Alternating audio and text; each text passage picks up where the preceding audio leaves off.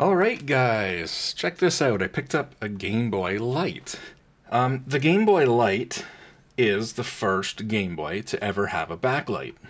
Before the Game Boy Color, before the Game Boy Advance, there was a Game Boy with a backlight. Only released in Japan. And, this is the first one I've ever seen in person, seeing this one. Because it was only ever released in Japan. But I always figured it was fairly popular over there. Turns out, probably not. They only made about 12,000 of these. Even though that's only for the Japanese market, that's still a fairly low number, lower than I thought. I think part of the reason why is this didn't come out until 1998. And you might be thinking, wait a minute, didn't the Game Boy Color come out in 1998? And yes, it did. This came out in the middle of 1998. This came out late 1998. But there's only 6 months apart between these. So the Game Boy Light came out, and then 6 months later, they came out with the Game Boy Color. And obviously, 1998 is extremely late. We're talking about the original Game Boy, a system that came out in 1989. And even the Game Boy Pocket, which I believe the Game Boy Pocket came out in 1995, and I remember even when it came out, I thought, wow, that's really late. Like, they're really, trying to prolong the life of the Game Boy. And a big part of that reason, obviously, is because of Pokemon. Pokemon, just in general, prolonged the life of the Game Boy, a system that was already realistically obsolete by the mid-90s. To imagine that 3 years later in 1998, they were still going to push out a new Game Boy.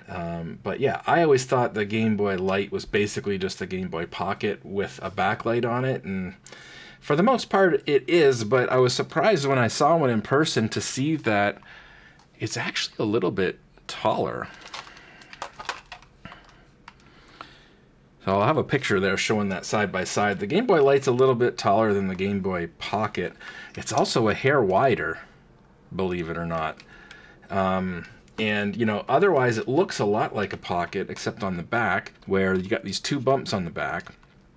And that's because this takes two AA's, when the Game Boy Pocket took two AAA's. Now, obviously, because this has the backlight, it's going to use more power.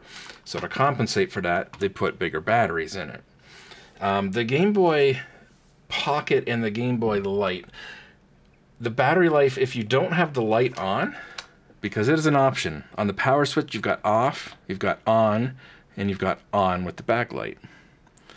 If you don't have the backlight on, and you just play it like it's a Game Boy Pocket, it'll go about twice as long. So the Game Boy Pocket will go about 10 or 12 hours. The Game Boy Light with the light off will go around like 20 hours.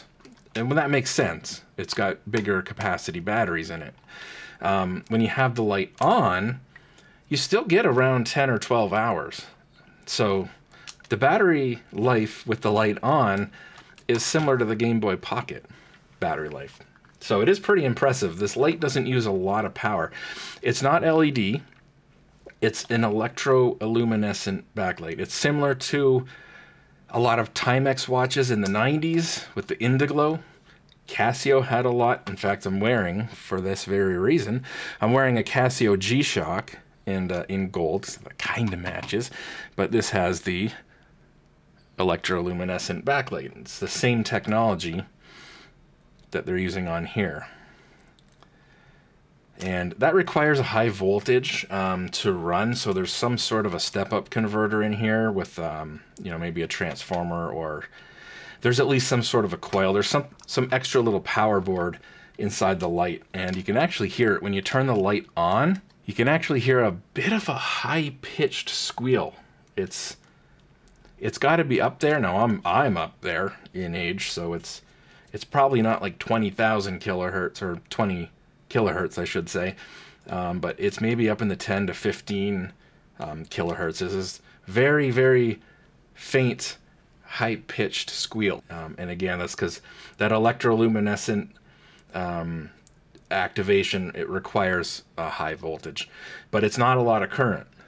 So it's fairly, and again, This isn't LEDs. It's kind of would have been slightly pre-white LEDs being at least common or affordable. They may have existed, but they couldn't go with white LEDs. But they wanted a backlight, and so an energy efficient way to do that was the electroluminescent. The Game Boy Light, of course, the light is in that aqua teal color, and sometimes on camera this looks a little more bluish than it is green. I should say in person it looks a little more greenish than it might look on the camera. When I use my Nikon camera, it looks a little more bluish. When I use my cheap-ass phone, it looks a little more greenish. So oddly enough, the phone is actually a slightly more accurate representation of how that looks, but it's very similar. Again, it's very similar to the backlight on that Casio, and other Casio watches and Timex Indiglo watches from the 90s. And so obviously it's very energy efficient. This has got a tiny little watch battery in there, and it's got to be able to power that. Most of the Game Boy Lights, if not all of them, were painted. I've seen silver, and this one's almost like a champagne. But unlike most other Game Boys, where the color of the plastic is the color of the plastic, it's not painted. This color is the color of the plastic, so the color won't wear off. On the Game Boy Lights, the few of them I've seen pictures of, it's fairly common that they have some wear, because this champagne color, or in the case of the silver one, the silver color is painted. So the plastic's naturally like a beige color, and then they've painted that goldish champagne color on there. So it's a finish. It's a finish over the plastic, and so it's not uncommon on these to see, especially on the back here, where you're going to be holding it, a little bit of wear. But yeah, as you can see, made in Japan. Some of the Game Boy Pockets are made in Japan, but most of them, like this one, made in China. But again, these are only sold for the Japanese market in a fairly low production run. So yeah, that's the Game Boy Light. There's just some subtle differences, some things I didn't expect. I did not expect that it was going to be taller than a Game Boy Pocket. I thought it would literally be basically from the front the exact same thing, and really just the battery compartment would be different. But yeah, they're very similar otherwise, as is the Game Boy Color. The Game Boy Color also running off 2 AA's, where they went to a single hump from the 2 hump, which definitely looks a little bit better. Kind of just refined that, but again, very similar. But again, I think even a little bit taller than the Color, although the Color is kind of arced on the bottom, so not easy to compare there. They're actually probably pretty similar in height. So anyways, yeah, that is the Game Boy Light. Again, it's the first one I've ever seen in person, because they're not that common. I was actually able to pick this up for $120 Canadian on Facebook Marketplace. The guy was selling it, and it's in decent condition. Again, most of them have some wear here. A lot of them are either missing the battery cover, or it's broken here where it clips on. So the fact the battery compartment's in complete condition and the clip is still good, yeah, I would say overall this is in decent condition. Again, a little bit of that wear is pretty normal. And most of the ones I've seen in similar condition, on eBay I looked it up just to see, and yeah, most of them are selling for at least $160 Canadian. A lot of them closer to $180, $200 Canadian. So yeah, $100, $120, actually a pretty good deal on that. $120 Canadian is, I don't know, $80 or $90 US. So pretty good deal I think I got on that. And yeah, it works great. The volume and the contrast, and yeah, everything works well on it. It's in pretty good shape. So yeah, that's the Game Boy Light.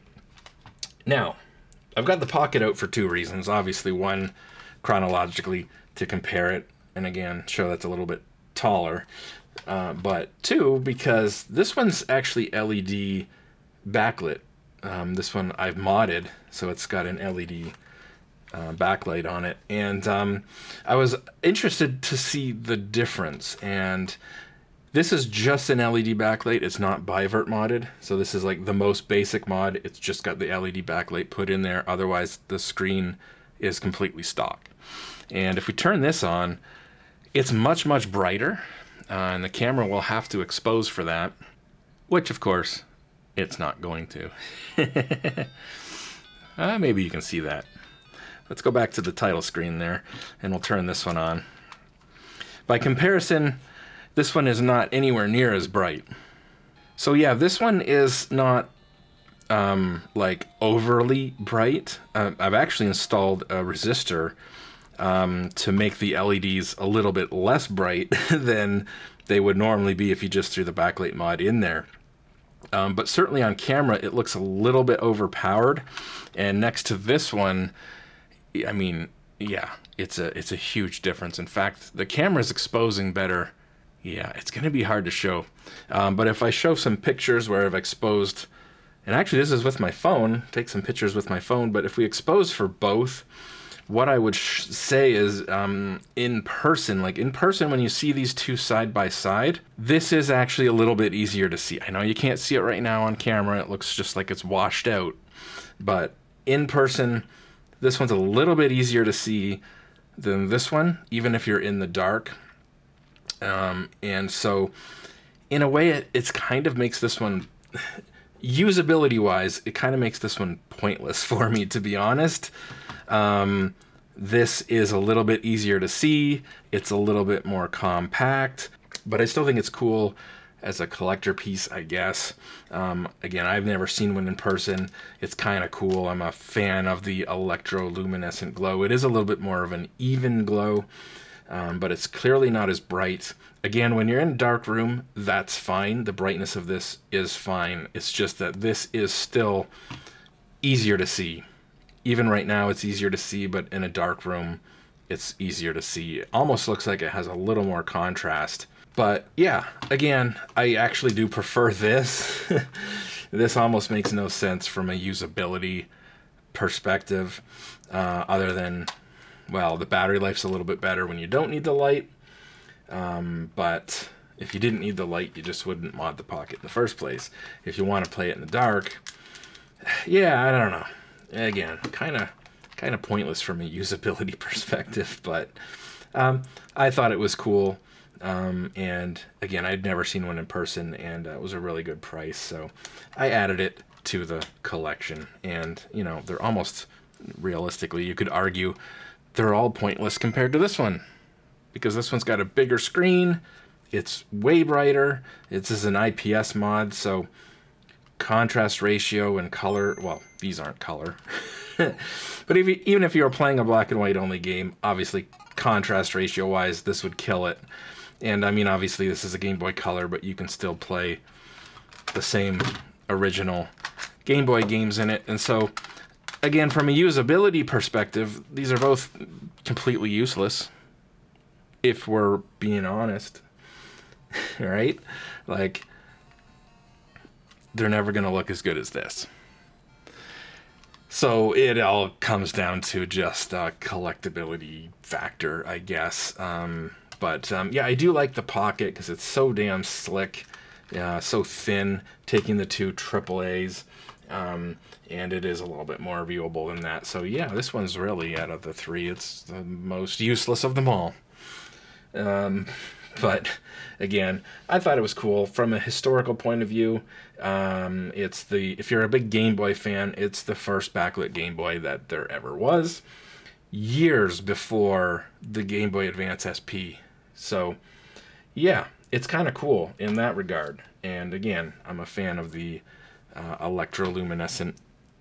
You know, it's got that 90s rad glow that was futuristic in the 90s, maybe not by 1998, but you know, realistically this could have came out in 1995, but you know, it just didn't work out that way. So it is what it is, but nonetheless kind of cool. And yeah, the Game Boy Light.